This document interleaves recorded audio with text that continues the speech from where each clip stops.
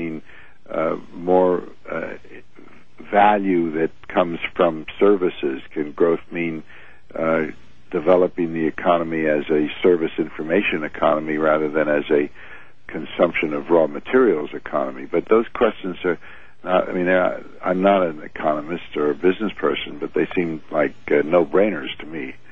Yeah, me too.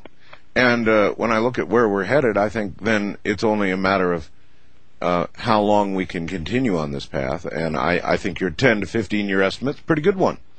That's a short amount of time, unless there is some kind of intervention. And I'm going to be in big trouble at home if I don't tell people what to do if they're interested in learning more about our work. Well, of course. Can I give an address? If people want to write to us, they can write to us at PEER, that you mentioned, the Program for Extraordinary Experience Research, PEER, at P.O. Box 398080, or if they have email to write to us they can get the book you mentioned, Passport to the Cosmos, and other information about our work at our website, www.peermack.org. Yeah, we've got a link up now on my website. And your book is available nationwide as well in bookstores, right? It is.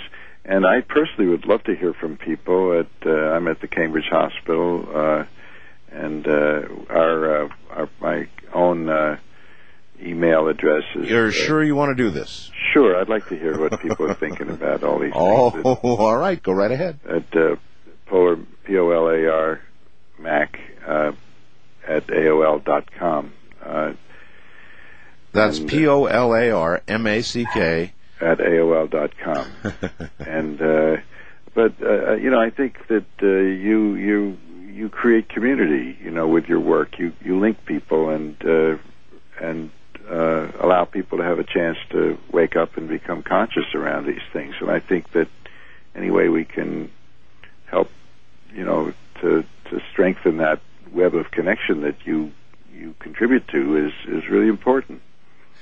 Maybe with respect to this possible trial that we're talking about for the first time tonight, there's some attorneys. Obviously, this is going to cost money. We don't know where it's going to come from yet. Yeah.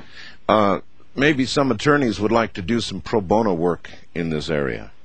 Yeah, Danny Sheehan would know about that, and the whole mechanism of how to collect the money and how to get people involved in this. I don't know how.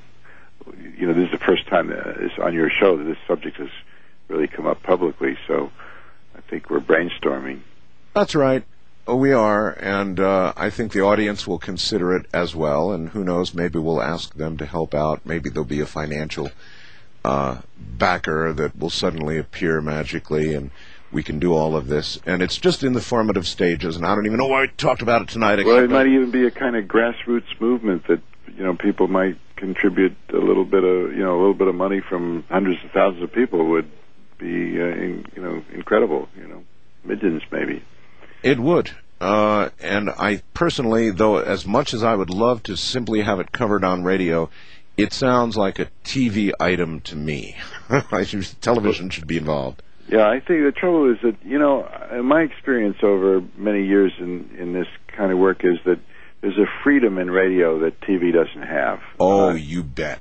And that the resistance to doing anything wide open like this on TV is enormous. That's been my experience. Well, they like the O.J. trial. They'd love this.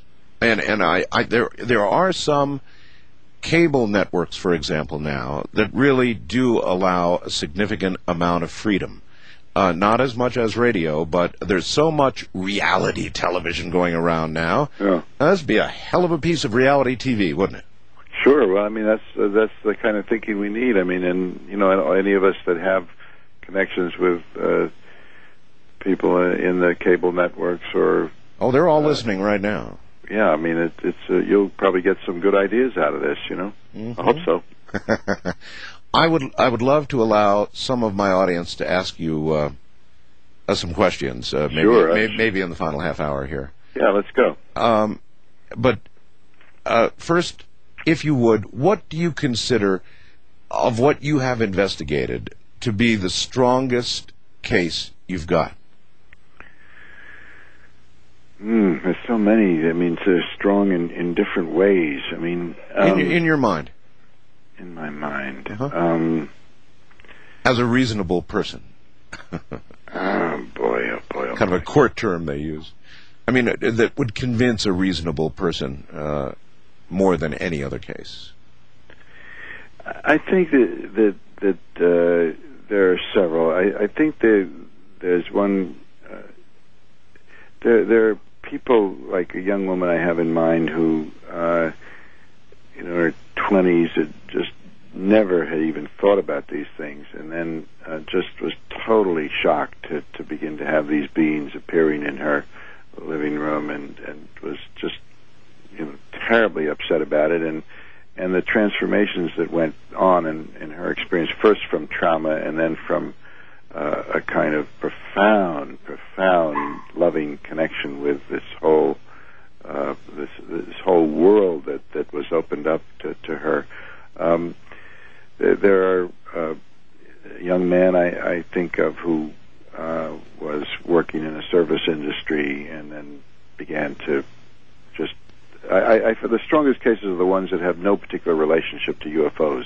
That just out of nowhere they report they have these experiences. They keep them to themselves.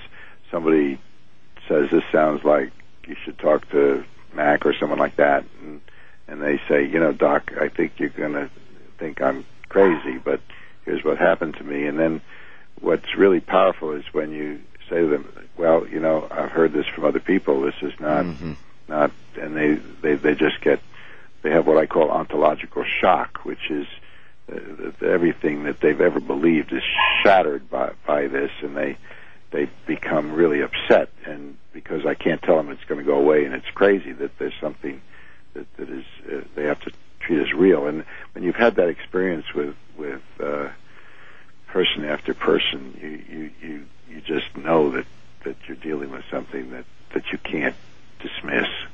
Well, people know they can talk to you. People know they can talk to me. But sometimes when we stumble into something on the radio, like this simple thing we've called the shadow people, other people come forward and say, oh, my God, I've had it for years. And they're in tears. They're actually in tears, Doctor, just so happy that they're not crazy. Well, you've had on your program, you've had Pamela Stonebrook on your program. I absolutely have, yes. And Pam, Diva, like we call, she's had encounters with these reptilian beings, and she's had a lot of guts to talk about this because, ho, ho, ho, and, I know. And sex with aliens, blah, blah, blah. I know. Well, I mean, her case, which I know very well, is a very true and real case, and very That's important. why I put her on the air, Doctor. Hold on, we're at the bottom of the hour. Once again, Professor John Mack. His book, Passport to the Cosmos, available everywhere. Bookstores, of course, Amazon.com. We've got a link up for it right now. And he has boldly, perhaps foolishly, given out his personal email address, which is Polar, P-O-L-A-R, Mac, M-A-C-K, at AOL.com.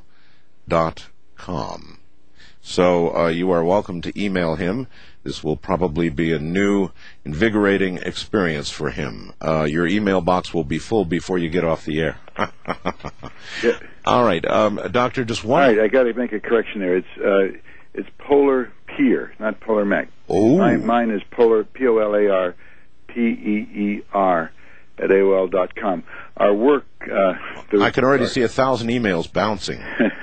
Polar Peer. Our program, the website where people get information about our program or my book or whatever, is www.peermac.org. So there's two different numbers there. Oh, it's a good thing you corrected this.